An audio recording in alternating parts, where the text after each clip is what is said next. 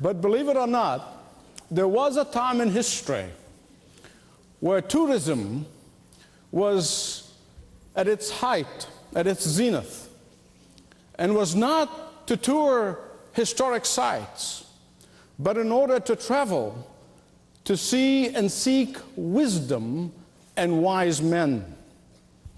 People traveled long distances, took great risks, seeking after one thing. In fact, when the Bible tells us about the Queen of Sheba, you remember that she traveled all the way from probably what is modern-day Ethiopia or Yemen. She traveled a long distance in order to come to see for herself the wisdom of Solomon that she heard so much about. You say, why? Why would they do that? Because God's people were recognized at that time as the possessors of real wisdom. Babylonians and Persians and people of all nationalities were coming to that land where they've worshiped the one true God, who is the only one, the giver of wisdom. And that fame drew them into the land of Israel.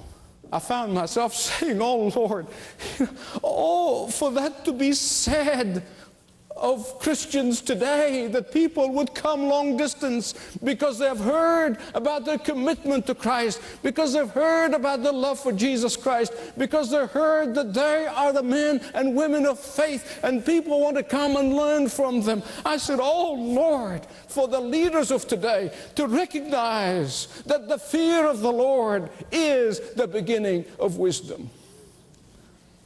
And Solomon records that wisdom, that incredible wisdom, that people traveled from all over the world, risking their own lives to come and see.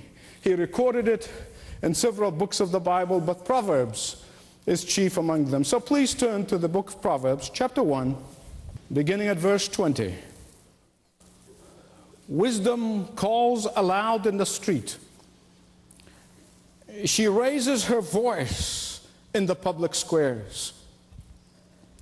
At the head of the noisy streets, she cries out. In the gateway of the city, she makes her speech. How long will you simple ones love your simple ways? How long will mockers delight in mockery and fools hate knowledge?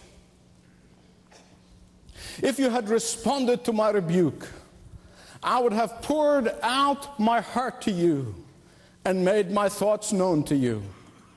But since you rejected me when I called, and no one gave heed when I stretched out my hands, since you ignored all my advice and would not accept my rebuke, I, in turn, will laugh at your disaster. I will mock when calamity overtakes you.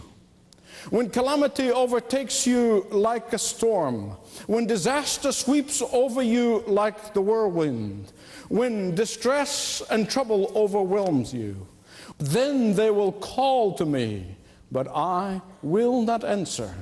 They will look for me, but they will not find me. Since they hated knowledge and did not choose to fear the Lord, since they would not accept my advice and spurn my rebuke,